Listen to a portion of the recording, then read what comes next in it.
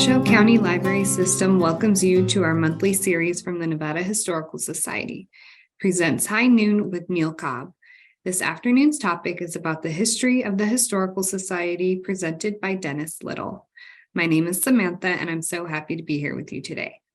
And now I would like to introduce Sherry Hayes Zorn with the Nevada Historical Society. Again, welcome and thank you for joining us today.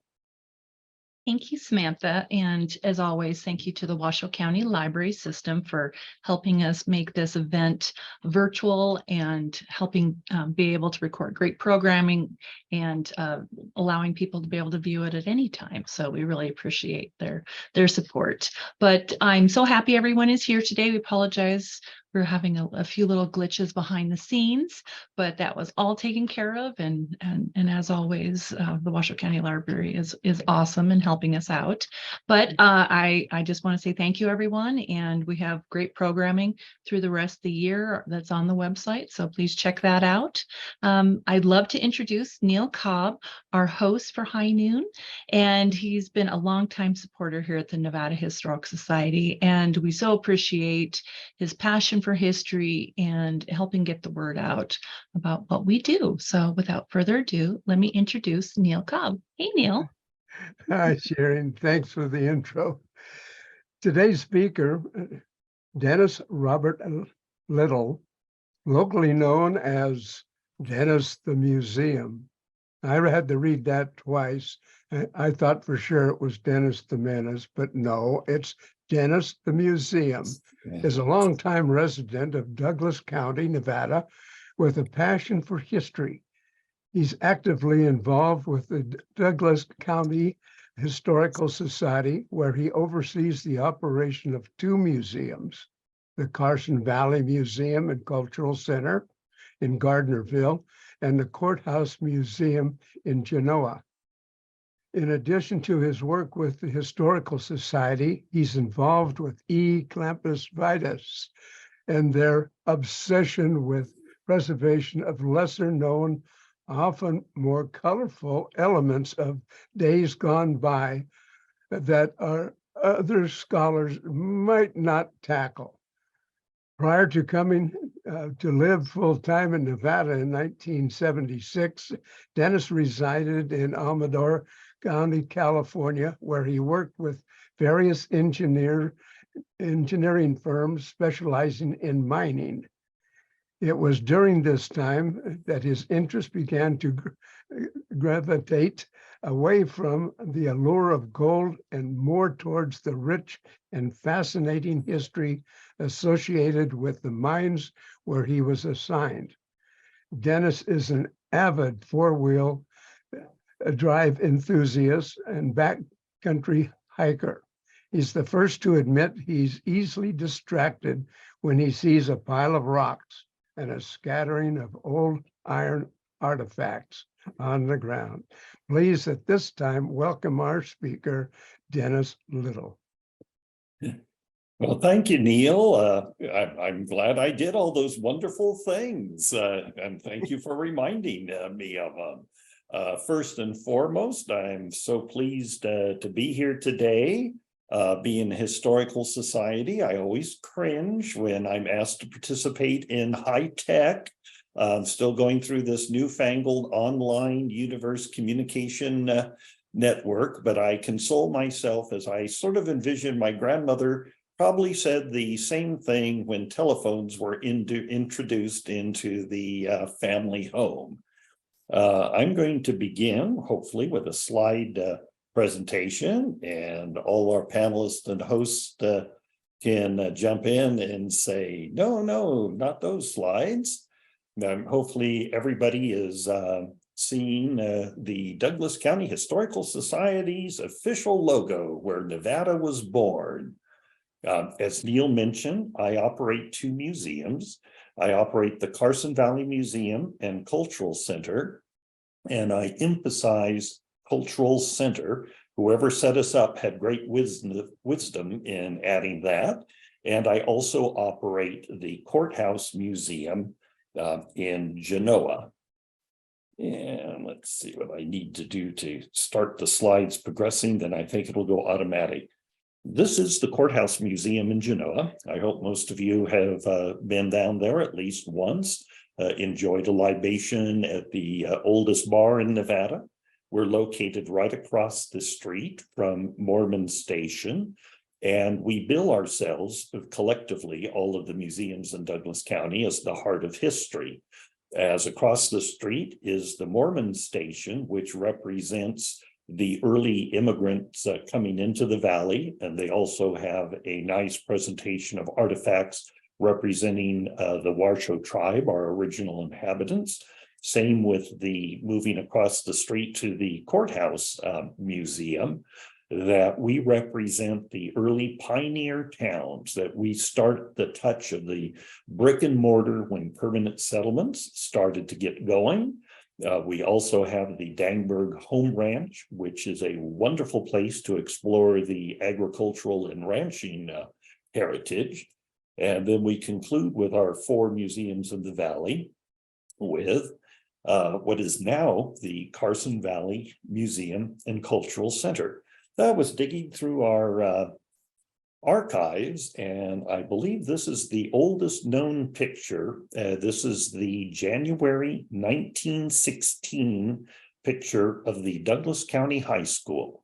You can see the residents of the community put a pretty high value on education to do this type of construction and involvement for youth and education in it. Well, over the years, the school, as it progressed, student body got a little bit higher. We think the head count was only 32 students the first year in the high school. As time progressed, we went, and here's a more current picture of the museum today, but it operated as a high school until late 1968. And then a new high school was built, and the building you see here was operated as a middle school. But as more and more middle schools were built to serve the growing population, it was then converted into administrative offices, and the administrative offices sort of converted into storage for anything and everything, and the building fell into great disrepair. In 1985, age was really starting to show on the building. And one of the things is a developer came into town and actually inquired about buying the property and wanted to raise it to the ground to make one of those grand and glorious new strip malls that we would all enjoy. Well, never have I seen a community rally so quick that within 48 hours of it even touching the headlines, there were committees galore to save the high school and to renovate it and save it for all posterity. The renovations began with cooperative agreements with the school district in 1991, and it took 4 years to renovate the building, and the Carson Valley Museum and Cultural Center officially opened in 1995. And it's interesting, this is my earliest involvement during the early 90s. I wasn't quite in so much with history, but I was good as a woodworker and a good fetch it for the carpenters. So I was instrumental in helping the skilled carpenters and people put this building back together. Here's another view of the overall property. We have a very beautiful presence in downtown Gardnerville. Next to us is the old gym playhouse, which was also a school property. We haven't got our hands on that one yet, but next in our dream and wish list, we hope to get in and renovate the playhouse. Inside the museum, and I'm going to focus a little bit more on just the Carson Valley Museum today, as we're rather extensive in covering both properties. They told me that I can't talk for 4.5 hours, so I'm going to be succinct and stay with the Carson Valley Museum. Within our exhibit rooms, and I might mention each one of the exhibit rooms, we retain the original footprints of the classes, so there was very little alteration to the original 1915 floor plan. Here we have our beautiful little Victorian parlor, and what I fondly refer to as Grandma's kitchen. which is very, very awkward for me, and I imagine for most of the viewers, as I find it difficult to refer to this as a historic exhibit, as I think most of you probably recognize the furnitures, the radios, the refrigerator, and refuse, like me, to be labeled historic. So when dealing with my peers, I say, hey, welcome to our nostalgia exhibit. So that's the fun part there. And as we go in with questions, just make notes and we'll catch them all at the end. Another part of the museum, and again, cultural center, as I mentioned earlier, is a very, very important element, as we have a rich culture with the Mustangs and all of the pros and cons controversy that goes with today. And it is still a very dynamic element for our community to stay abreast of what's happening with the wild herds of Mustangs, interspliced with a lot of saddles from our notable cowboys and original ranching families. Again, we have exhibits, as we mentioned. Our early roots of part of the white settlement was the Trail to the Providence Land, documenting the access and history of the different expeditions that came in to the Carson Valley. And again, we also pay tribute to the Washoe tribe. Most of you are probably aware in the Carson Valley, the Washoe is the predominant Native American society here, where in Reno, most of you have Paiute, and we're in a little bit of a crossover zone. So we welcome and embrace many of the Paiute Native Indigenous people, particularly Sarah Winnemucca, who made her home at the end of her life in Genoa, Nevada. And then our salute in terms of carrying over the culture of the Washoe. And on the issue of culture, we are also very prominent in the Basque community. We have many wonderful Basque residents, and we pay tribute to the Basque culture. Unfortunately, the rope covers the little doggie's eyes next to the Basque sheep herder. But one of the things that amuses me are the young children that come into the museum, the number of them who focus in on it and actually are trying to call the dog to come to them. And one of the more interesting things, when we had the bear dog lecture on bear safety and how bear dogs are used in protecting homes and properties, the bear dogs pointed on that dog real quick and they were not happy about it. You never know what's going to go wrong in a museum. Just a little bit of a teaser. We do have a tribute to Lake Tahoe, the southern end from Glenbrook down to the casinos, is part of our history, and that we cover a little homage to the Glenbrook Inn, including a painting by IPA artist Joyce Pike, again, cultural center, representing the original road around Cave Rock and the Tahoe steamer. Here's one of my fun rooms that I enjoy, communications. I'm afraid this is probably closer to what I'm best at achieving, is I know how to work that switchboard. Some of the newfangled Zoom stuff leaves me stymied at times. And for those of you who like the movie Tremors, yes, we do refer to that as the Tremors power pole, little sidebar there. But there's some fun things that go on in this room. We have a hands-on touch and play exhibit for the kids. The trustees have not allowed me to do this as a fundraising, but as part of our regular youth groups, we probably get 30 to 40 youth tours a day. We invite them to phone home. It is marvelous, marvelous watching the kids utilize this old equipment. Vast majority of them don't have a clue what to do, but there's always someone who knows how to do it. And we always invite them to demonstrate to the people or the rest of the class, how do you make an old-fashioned phone call? And one of my favorite ones is a young girl who used the slimline black Princess phone there, walked up to it and proudly announced that she knew her phone number and dialed it and just dialed the number and is staring at the phone. And our docent asked, well, what do you do now? Reminding the audience she had not picked up the receiver at all. She just goes, I haven't the faintest idea. So it's always, always, always fun with the kids. And on the topic of kids, as part of our collection, hey, here we have a super high-tech piece of equipment where we were getting into the age of payphones, but you could also utilize local calls with the old crank phone. One of the things that I enjoy best about this one is a story the curator's office is right next to this, and I'm sitting in there. A very young, precocious girl was going through the museum, pointing to everything. Mommy, what's that? Mommy, what's that? Well, before mommy could even finish her sentence, well, that's a barber shop chair, honey. The girl was already on to, mommy, what's that? Mommy, what's that?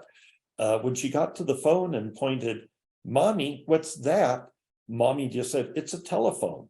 That stopped the girl cold in the tracks. Her constant questions, she focused on the telephone. And her mom realized that the girl was stymied and added to her explanation, well, dear, that's a very, very old telephone. And without missing the beat, the little girl goes, ooh, can we call grandma? So keep that in mind. You never have a dull moment in the museum.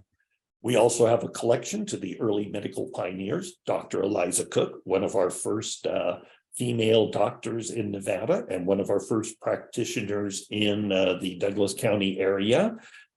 We have a replica or the same style of her house call buggy there, but it is not Dr. Cook's actual carriage.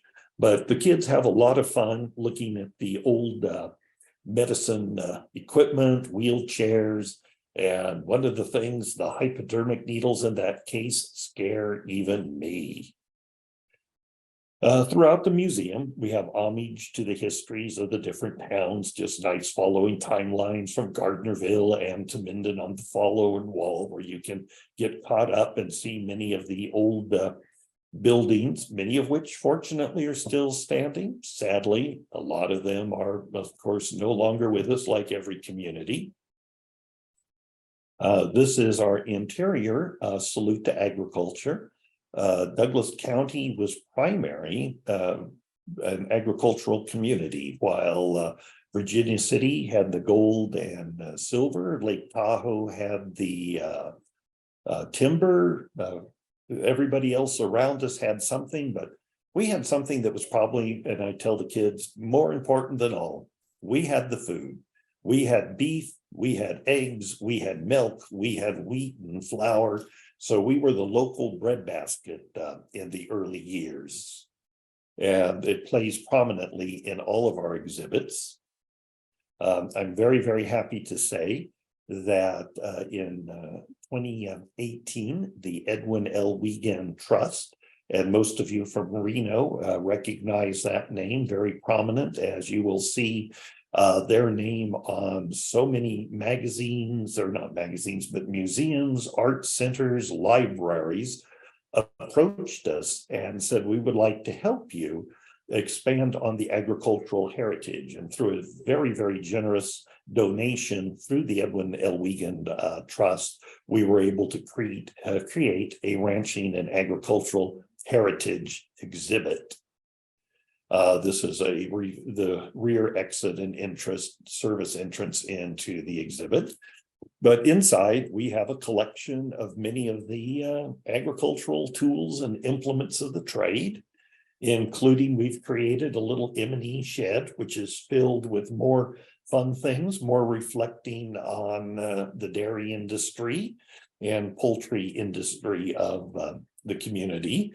And for those of you who are Bonanza aficionados, and yes, Bonanza in theory took place in what is Douglas County and the middle part of Lake Tahoe and Virginia City. It's always fun. Many people want to know why it takes so long to get to Virginia City. Little Hoss could get down there back to the ranch in less than 10 minutes. Some TV shows work against us, but for those of you who have an eagle eye, yes, that is one of the authentic feed wagons that was always around town in Virginia City, which was incredibly flat back in those days. Again, had to take a picture of this when I was going through here. Fun things happen. Operating a museum is never, ever a dull moment. While updating our photos for today's presentation, I noticed we have a ranching heritage exhibit. The H is not on the ground. The curator has proclaimed they did not know the H was missing and nobody has turned it in. So just one of those mysteries of the museum is, why are we missing an H and where did it go? Also, this is an aerial view looking down while constructing the ag exhibit and grading the item. We made a discovery as one of our backhoes collapsed and started to go and disappear into the ground. We discovered the original 1915 well that was dug in back of the building, all redwood cribbing, and just had redwood covers over it. And it had been retrofitted several times through the decades. But like I say, never a dull moment when you work in a museum. You just never know what you're going to find next. In addition to exhibits, we're very, very pleased that we are the Van Sickle Research Center. We refrain from using the word library, as library implies you can check books out. But we host a variety of original diaries, letters, manuscripts of the pioneer family and businesses of Douglas County. And it is a very utilized facility. And this is just a very, very small portion of our collection. More of the valuable books and just very, very fragile papers are in our atmosphere controlled vaults, and we only bring them out on the rarest of occasion. We have a very interesting program, as we had a girl come in, oh gosh, about 5 or 6 years ago, and she had a stack full of letters and she wanted to talk to us about the letters. We were hoping she wanted to donate the letters or that she was a ranching family and would be adding to our collection. It turns out the letters were from her grandmother, but as you suspect, were written in cursive, and asked if there was anybody at all that could read cursive.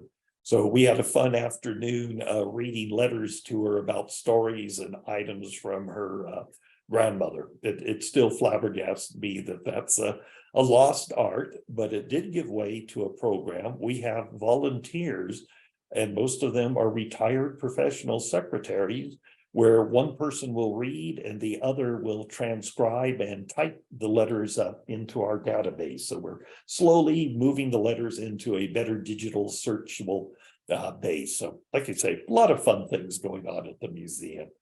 Also, we are a bookstore. We are not a gift shop. We are listed as an educational bookstore. We contain many, many fine titles on the history, flora, fauna of the valley. Also have a lot of things on travel essays. So again, bookstore, not gift shop. And most of all, our volunteers. This is an older picture. Some of you might even recognize a person or two, or who knows, maybe one or two of you might even be in this picture. We currently have a listing of 47 volunteers that help run our two museums, that they volunteer from front desk duties to inventorying and stocking the bookstore, to helping with our exhibits committee, to curating exhibits. Many of them are bartenders. We have a whole special crew that does nothing but facility setup when we have lectures or special events.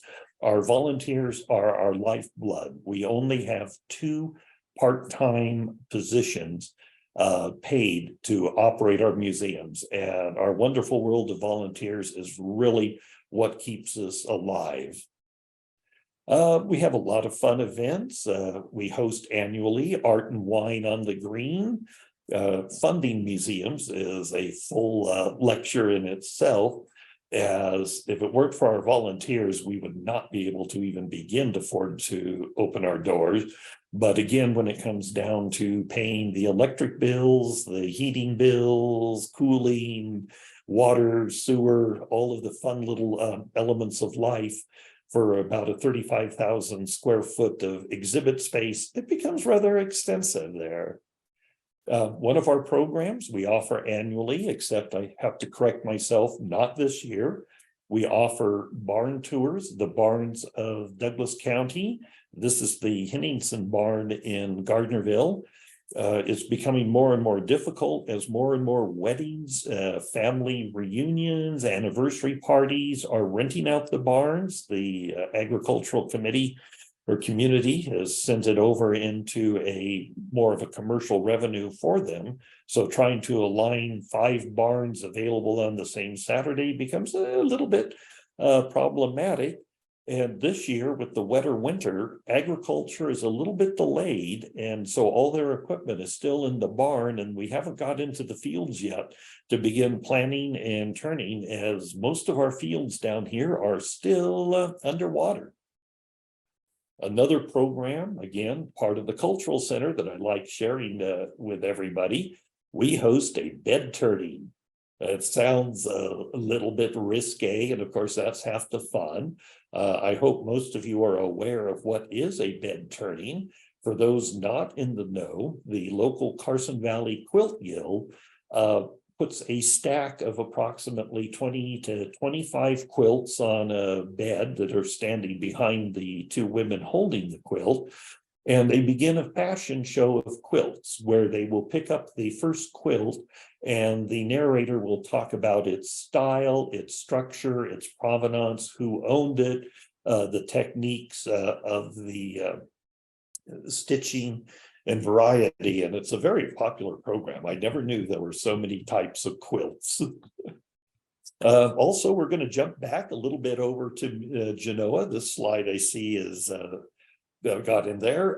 We have a wonderful book that was written by the Courthouse family, and they had essays of all of the different events that happen. And one of the traditions, the Courthouse Museum always rang the historic school bell to signal the beginning of the 4th of July celebration. So here we have respected historian Billy Reitmeyer from Genoa getting ready to ring the historic bell as recounted in Frida's files. So we have a lot of fun recreating and being part of the community and sharing just the traditions of the past. Also, volunteers, we are always looking for youth groups and other groups we can convince. As Neil mentioned, I'm a clamper, so I usually round them up on an occasion to help keep the building as pristine and as best repair as possible. Here we're utilizing the local Boy Scout troop to paint the pergolas in front of the building. Again, I can't say enough for volunteers, and I'm sure each of you who have organizations cherish and appreciate every volunteer to the highest level possible. One of my favorite programs as part of our youth education programs, we have a first Saturday event throughout the years, probably weather dependent in January and February, but here we have giant bubbles on the green. I'm claiming this is a cultural event. I'm not sure if I can really justify it as part of any historical aspect of it, but everything from learning about bear dogs and how they're used in community, how eagles and ags are used in the community. We have a whole wonderful set of programs for the community. And of course, we always have to host a shootout on the front steps of the Genoa courthouse on occasion. That one is always fun. This is the Mayfield gang from over in California who are recreating a short skit of, I believe it was a play on 50 Shades of Grey, was 50 Ways to Die in the Old West. So they had a wonderful series of vignettes of leading to, oh dear, that didn't go well. One of the other fun things, and my friends ask, they go, Dennis, why on earth do you spend so much time at the museum? We have quite a bit copious space that other community groups use for various reasons. Here we have the Carson Valley Pops use our main hall for rehearsal. They don't do performances in the museum, or at least not with the full orchestra, but we're one of their places where they can come in and practice. And again, never a dull moment in the museum.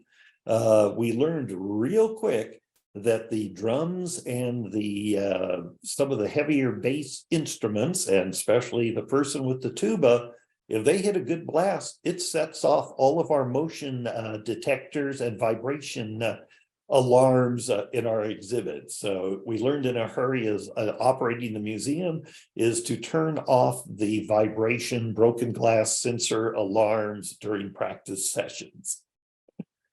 We also host a holiday gala. We do a gingerbread house decorating contest.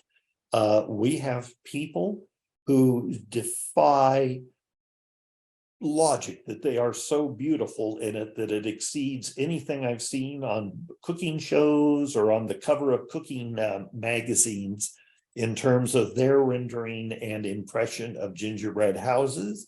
Here we have one of our extraordinary artisans, Kathy Jarbo, always impresses us every single year with something wonderful. And we also go to the more generic, where you can see the Girl Scout troop won first place in the youth division for their entry in the gingerbread contest. And gingerbread, I am claiming that as cultural. Also at the holiday gala, as a fundraiser, we invite community organizations, most of them are nonprofit, and they come in and they decorate our museum with trees that are adorned with element and motifs and icons that represent their group. We have a lot of fun, as for the most part, we're able to maintain peace and harmony in the museum. The far red tree against the wall with the word Mustang is by the Democratic Women's Society.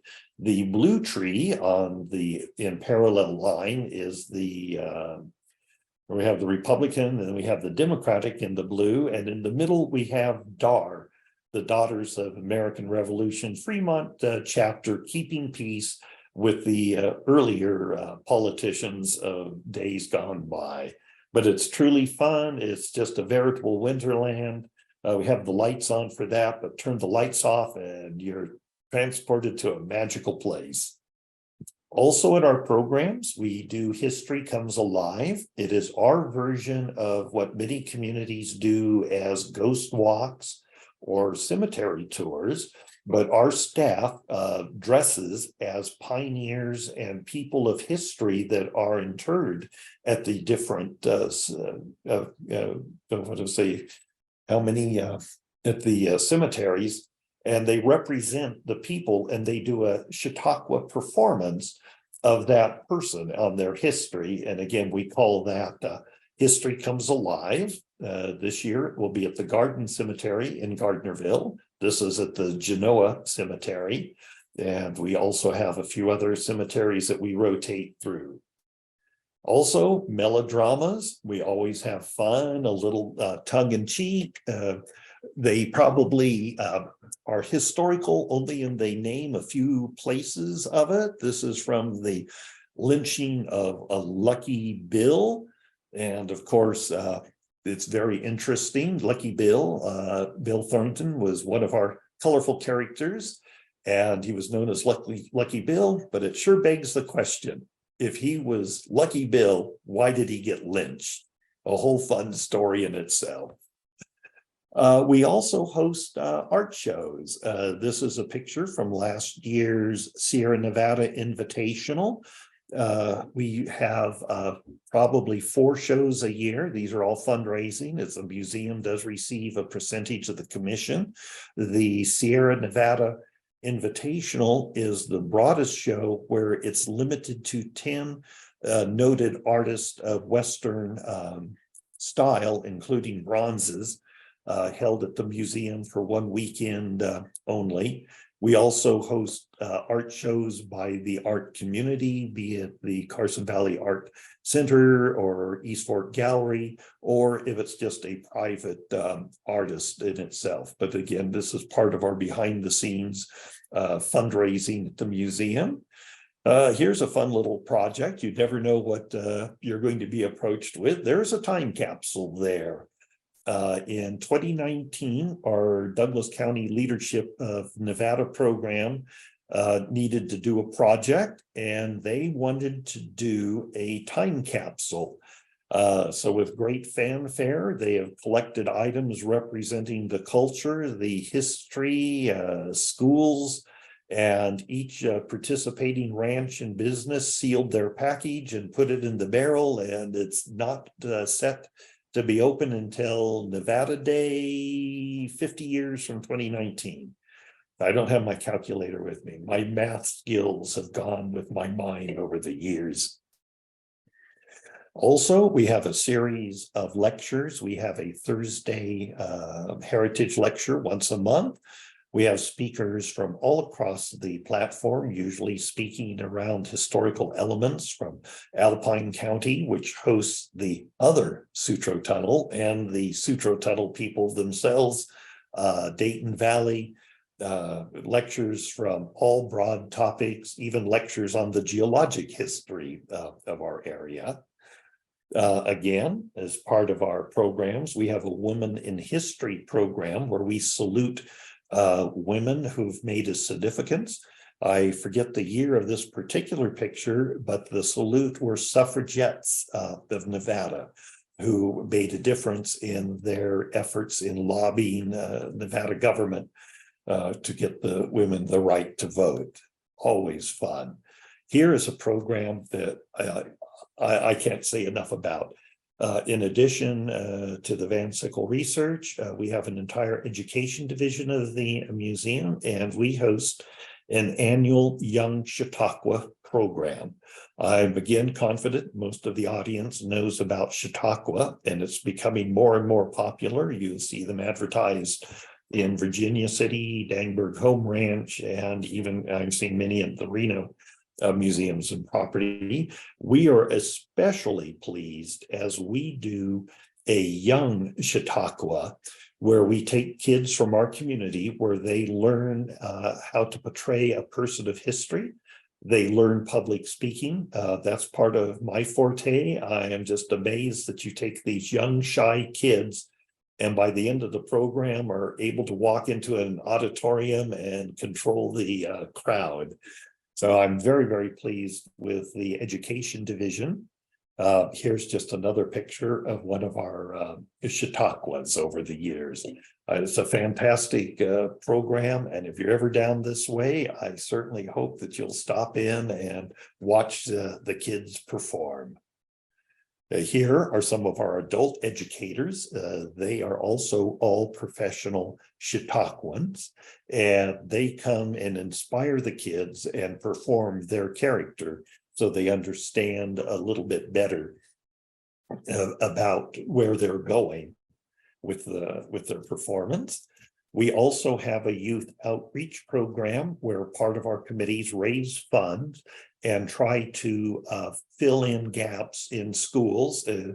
As much money as time as we need money, schools, they are always looking for resources to help fill in their library. So our youth outreach, in addition to taking educational programs in the classroom, will do fundraisers and use the museum's grant skills and abilities to get books for public schools. Always having something fun, from pancake breakfast out on the lawn. And then again, I'm going to wrap at this point, and hopefully at a future date in less than 2 or 3 years, they will invite me back to talk about the Genoa Courthouse Museum. There is a complete whole set of world and history in that building to share with you. But I think that's basically where I am at the end of the slides. Oh, a teaser. They snuck this one on me.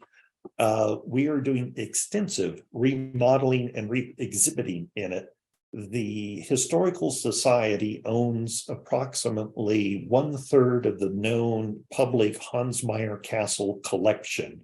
And we're renovating the courthouse wall space to show his work. The Nevada Museum of Art a few years back did a retrospective of his work. They took virtually our entire collection to help all the other pieces that they had. Hansmeier Castle is a fantastic artist. He spent his last years in Genoa. This is, of course, is one of his scenes from downtown Genoa.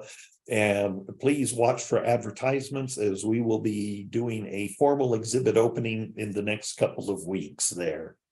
I think I'm going to stop my share, and I guess I'm hopefully somebody has a question or two, or can keep me engaged for a few more minutes.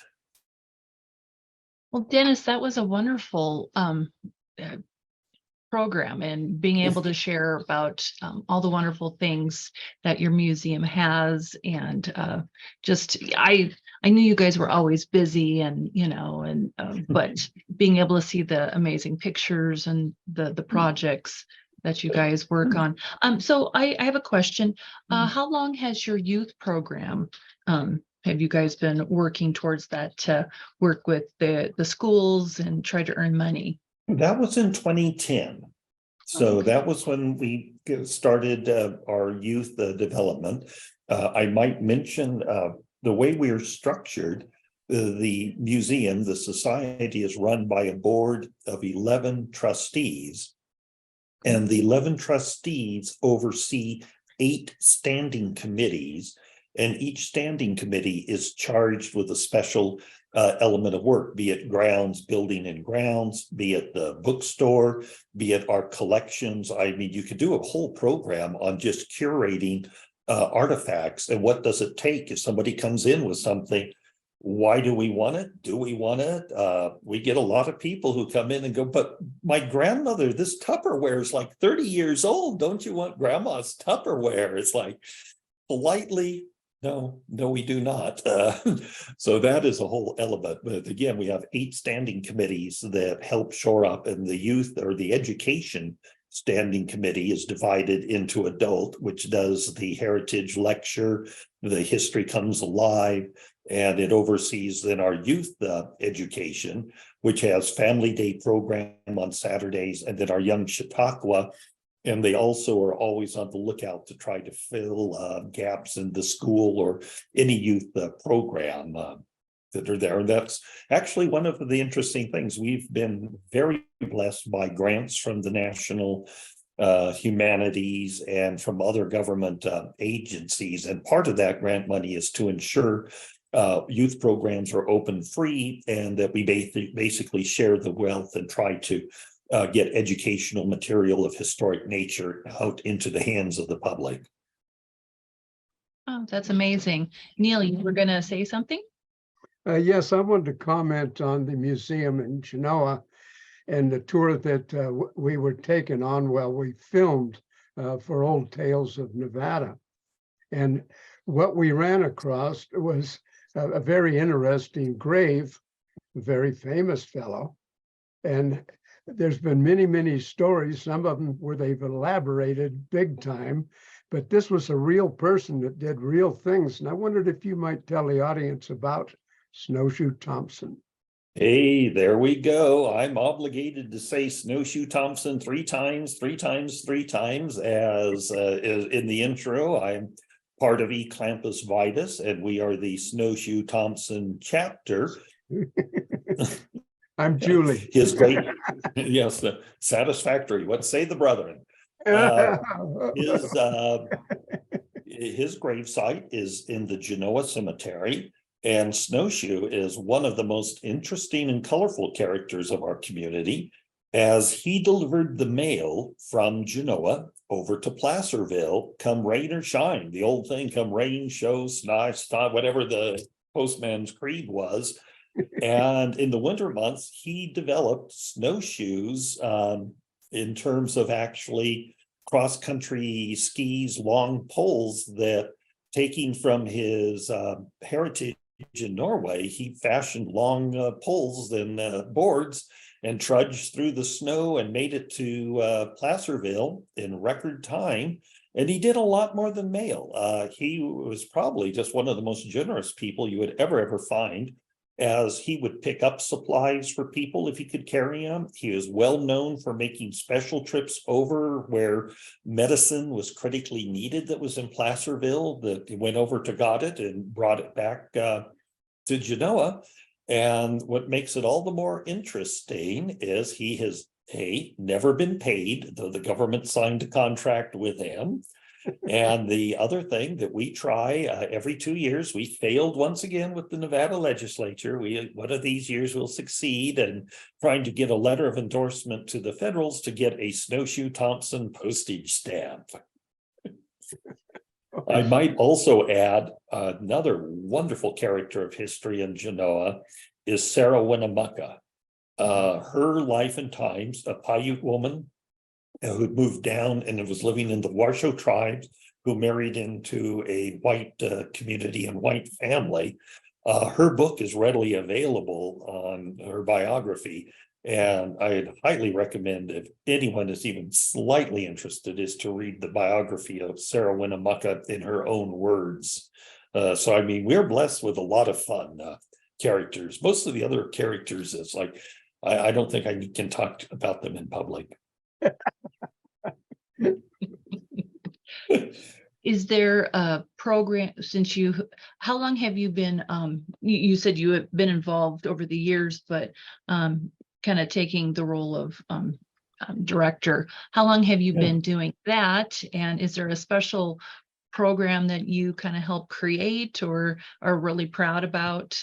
Well, I'm really because you have so proud many that, programs going, Yeah, that's fun. They don't really know what to call me anymore. So that's why I just refer to myself as Dennis at the museum. As in my early years, I'm very proud that I was part of the group that helped save this building and was able in my youth to hammer and saw and use all those wonderful power tools to recreate all of the beautiful woodwork in this building. And I thought my tenure with it, once the museum was open, it was just fun stopping in because they always had very interesting programs throughout the years. They've always had a very dynamic involvement. And I started with the Arts Council, here in the Valley. They wanted to do a kids contest. They wanted to do gingerbread houses for kids. And just with my casual connection, I believe we're in our 20th year. So some 22 years ago, I approached the museum and said, hey, can we do gingerbread houses? And I wasn't aware of their gallery of trees at the time. And they said, oh, certainly that would fit in great. We have our gallery of trees fundraiser. We can intermix them with gingerbread houses. And I would say the gingerbread house is probably the program that I was part of the team that created. And the rest of the team have quietly snuck out. Dennis, you do such a good job. You don't need our help this year on it. But we have a fundraising group under development when we're talking about programs that we meet monthly. And it is becoming more and more difficult as we've developed a lot of programs that go back 30 years. We did the Mother's Day pancake breakfast and Veterans Day pancake breakfast, and we were the only ones in town doing it. And now virtually every church and other museum and other nonprofits are doing Mother's Day pancake breakfast and Veterans Day pancake breakfast. We used to have an exclusive on barn tours, but as I mentioned, the farmers' need for revenue are now renting their barns out for weddings and anniversaries, which compete with trying to get 5 barns together. The same thing, we used to do a home tour where we would open up 5 or 6 historic homes in any one of our cities. And the same thing has happened. The people who were so proud of their restoration and wanted to share the home are now sold them to newer people or are renting them. And the new owners and the renters just, hey, what are you doing in my kitchen? So we're always looking for new frontiers to explore on how to do it. And we're moving more and more into social media. We're getting ready to launch our YouTube station and start more and more filming. As being a historical society, you tend to cling to the past a little bit more. Well, so because you guys work on so many fronts to earn money, do you get support from the county as well? Or is it mainly, that you guys, as your organization, has to do mostly fundraising? Or I knew I should have made a pie chart. In answer to the question about funding from the county, we do get a very small stipends from Douglas County as approved by their Board of Commissioners. And again, it's part of the grant funding under their discretionary spending. And it comes, and that's part of our whole accounting program, is making certain we know what dollars came from what source and what we can, use them for. I keep saying we should have the benevolent trustees 7-day cruise meeting, but they say no. The money from the county is used specifically to help underwrite all youth education and help fund books and material and items for the community, not necessarily schools, but the county's portion is used for just public education and sharing information at no cost, which is why we get to run a lot of programs free. We have been very, very fortunate with the state of Nevada's SHPO Office and Cultural of Historic Preservation. Without the funding of the state, another lecture in itself is maintenance of a 150-year-old building in Genoa. What could possibly go wrong? And ditto for here, we're just like 110 years old. We cringe every time we have to open a wall to look at something and just go, oh, you just want to just put the sheetrock back up and go, we're never going to discuss this again. So we've been very, very fortunate with SHPO. Our community has been very generous. As I mentioned, the Edwin L. Wiegand folks have just been wonderful. And of course, part of their mission is of museums and libraries and other public buildings. Like you say, that we can't thank them enough, plus just a lot of voluntary contributions. But the rest, a very good, significant part of our fundraising does come from, hey, you want to buy a pancake? As I say, it's a labor of love, and and as you mentioned, you have to rely upon the generosity of volunteers. I mean, it's so important. That's how we run so much and are able to accomplish the things we do, as well as that we have wonderful volunteers that help us always. Yeah. So, and I think that's a nice testament to our community, Reno, and what I see with all the other peer museums. There is a very active, dynamic pool of volunteers willing to help on this front. So we've been very, very blessed with our volunteer workforce, and they're fun. They're just fun, crazy people. Neil, you were going to say something? Yeah, I believe that you have a collection of the photographs that were taken of the Mustang roundups and all of that by the original photographer that prompted the Divorce Seekers movie with Marilyn Monroe and Clark Gable. You have a huge amount of them, if I remember correctly. And they were more and more interesting as you went through. Those are more people would enjoy looking at those because they can relate directly to that very famous movie. Yes, indeed. Shown on the that we do. Prompted a whole lot of groups wanting to save the Mustangs and all of that. Yeah. Can you elaborate just a little bit on that? Well, basically, as I mentioned, one of the other hidden aspects that most people don't realize, that we're more than just a museum. We are very, very pleased with our Van Sickle collection. The Van Sickle family started this, and again, originally we called it a library, but it created too much confusion with the public, who just assumed they could check out a book. Everything except our yearbooks. We have the complete set of yearbooks. You're free to peruse and find yourself or ancestor.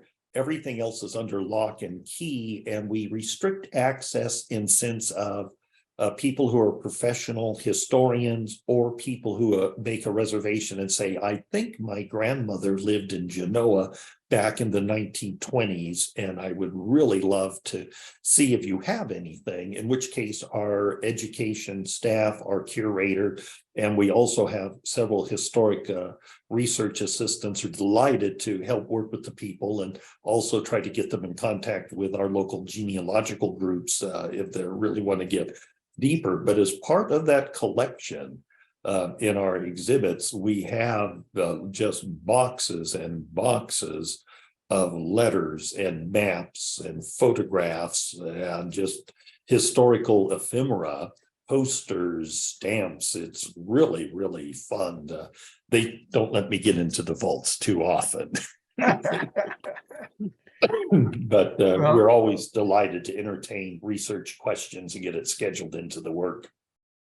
Well, I want to personally thank you for a first-class presentation, and it is a wonderful, wonderful museum. A lot of the things that I saw really have made an impression on me on both of the facilities that you have. So I want to thank Dennis. You're the man, and I'm going to go ahead and sign off and let Sherry close things down or get more questions from people that might be calling in. Thanks again, Bud. Very good. Thank you, Neil. You bet. And I will come to a close. I don't have any other questions, but is there anything else you want to mention, Dennis? Thank you. It really was a great program, and I just hope I hope people will everyone visit.